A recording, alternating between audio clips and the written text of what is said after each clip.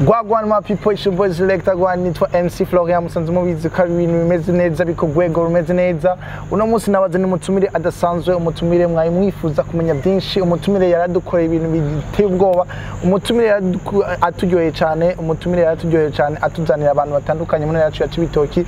Ahadorereye mwahabonye ko ari ahantu hameze neza, hasa neza, aha ni ku Mwaranga Hotel, neza na neza mwabibonye ko ari ibintu bimeze neza. Hama tumwakira umutumire wacu, tumwakira kuri RY'URWARUKA TV canke RY'URWARUKA mutama wanje sinzi ukumeze rero. Meze neza cyane. Duza kajogira tumve. Meze neza cyane gose ndashima Allah. Ati arashima Allah. Hama mutama wanje twagutumiye ngaho gira utubwire vyinshi twumvise canke twamenye canke ivyo tuzi ubuheze novuga ko hari evenement idasanzwe ngaha watumiye umuririmbyi w'icamamare cyo novuga ati ari ku gwego nawe akabitwa olegue twashaka utubwire muri make ukungene byari byifashe ukungene mwabaye contact ugira umushikane ngana mu ntara ya Cibitoki. Kumushikana ngaha twavuganye kuri telefone kwanza ha mugenzi wiwe yamaye contact yiwe ko akeneye gukora ngaha ku Mwaranga bote hama turavugana buke buke byashika bibaye byarabaye turakora naho hagiye habamo ama insolite muri show yiwe. Ati naho habayemo ama insolite muri show yiwe, ivyo nyene nivyo tuje kumenya, nivyo tuje gusasangura canke kumenya kugira yuko nundi munsi izo insolite ndiziboneke dukeneye kukwiza umuziki 200% mu ntara ya Cibitoki. Ikiganiro ni Wavle Music, dushaka guteza imbere umuziki ndundi. Mu bisanzwe twashaka utubwire muri make tumaze umaze kumutumira akavyemera, mwakoranye gute canke show yagenze gute muri make? Show yagenze uko twayiziga ko twayishaka siko yagenze kuko ikirere cyabaye nabi. Show yari gutangura kenze yagiye gutangura saa 2:30 bivanye. Mugabe imvura yaheze saa 10 imvura yari iheze.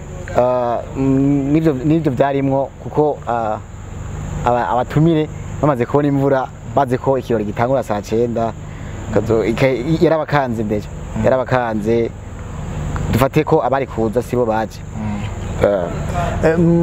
Mugabo hari akantu kuratunyegeza gato, abantu baridoga canke turumva amajamo menshi ati Mwarangabo ego irafise amasare akwiye, mugabo harabaye insolite novuga ko show yatanguye itevye ku mpamvu yayo.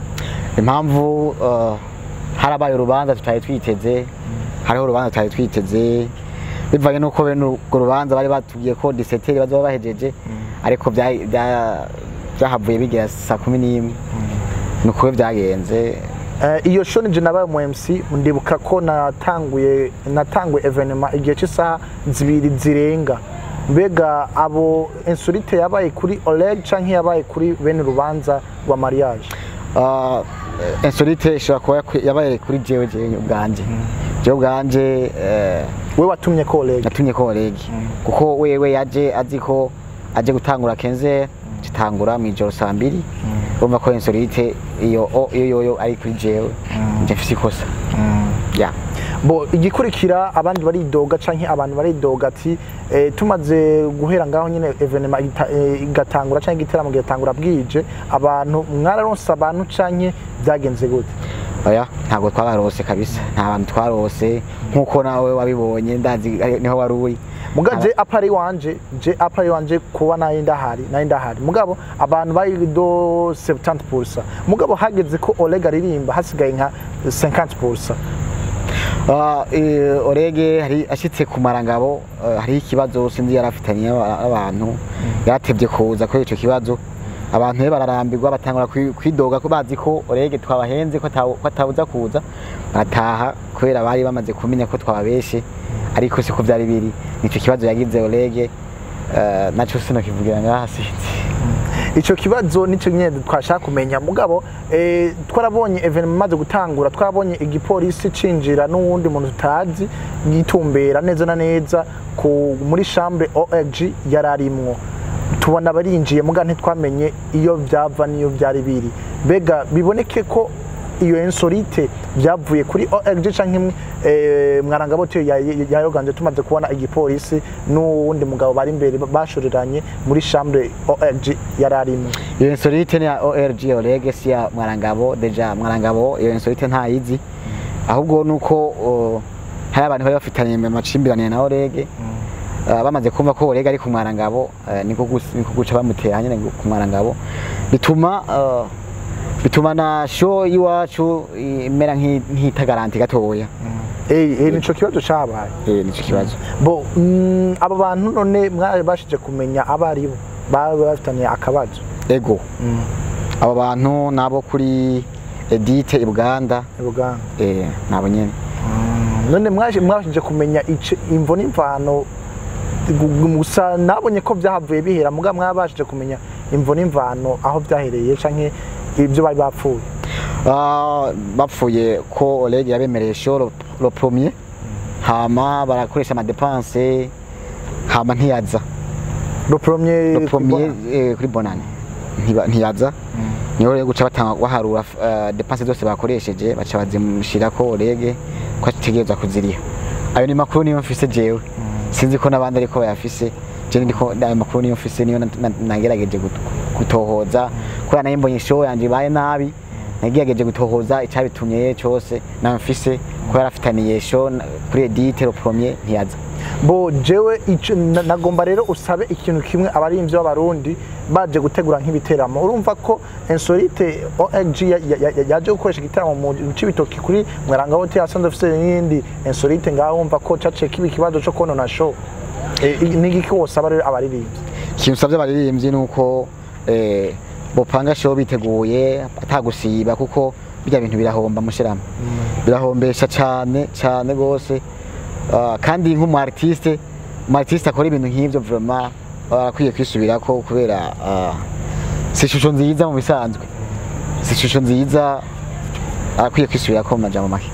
Novuga ko watubwiye byinshi kubijanye na OLG gitamo cyo mugabo hariyo ikindi rero tutaramenya abantu bamwe twaganiye nyinshi kienda babaza kuba invité bari invité muri mwico giteramo nyene ku bintu bijanye n'uburyo mbega OLG nimwe mwamutumiye ugiye mu muhembe canke show yari ya OLG yitoreza.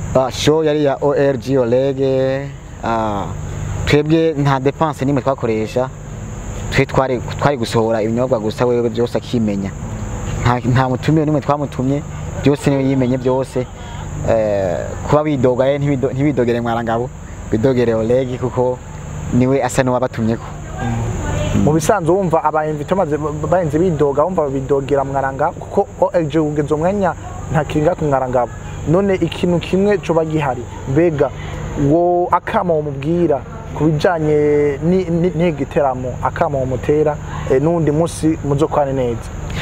Akama umutera nugupanga show akayipanga kumva ko imurimwo akayipanga azi ko icyagiye gukora mu bisanzwe azi ko umuntu wese aza gukoresha ataza kwidoga byogenda neza kuko baridoze bibaho baridoze cyane bivanye n'agafanta yagiye abaha baridoze cyane akama umutera y'ibyo bintu ntazo bisubire n'undi munsi twokorana neza ariko sinkeneye ko abantu